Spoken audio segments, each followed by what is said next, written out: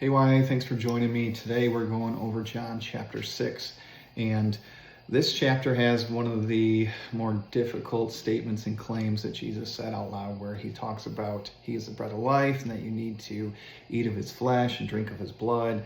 And it is a shock to many. So he actually ends up losing a lot of followers because of this, basically this period in his life. But to kind of fully understand it, I wanted to go back. I had to go back and look in the beginning where Jesus feeds the 5,000 in this chapter.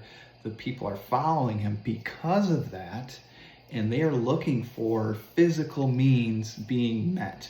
They appreciate the healing of the sick and all that, right? That's physical. And they like the food and the drink, the fish, all that's great, right? And it's a good thing. It's not a bad thing, but that's all they're focusing on. So Jesus really just does a big shock factor here to them. And he's trying to change our mindsets from physical to spiritual. That he is the only way to be spiritually fed for eternity.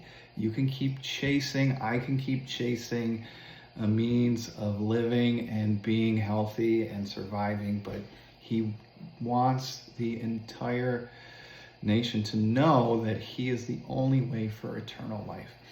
And he even kind of reiterates this again at the Last Supper.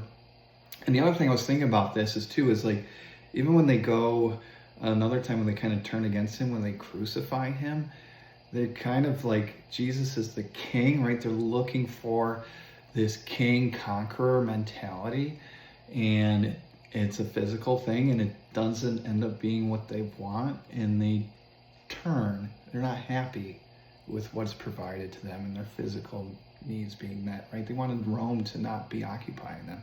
So I want to apply this as, I love Jesus and my salvation in him, forgiveness, right? It's a spiritual, physical thing for me, right? I feel spiritually and physically and emotionally and mentally better. But there's so much more Jesus has to provide for me, and I need to focus in on that. So that's what I took away from this chapter, guys. Thank you for joining me. Dave will pick up tomorrow. Have a great day.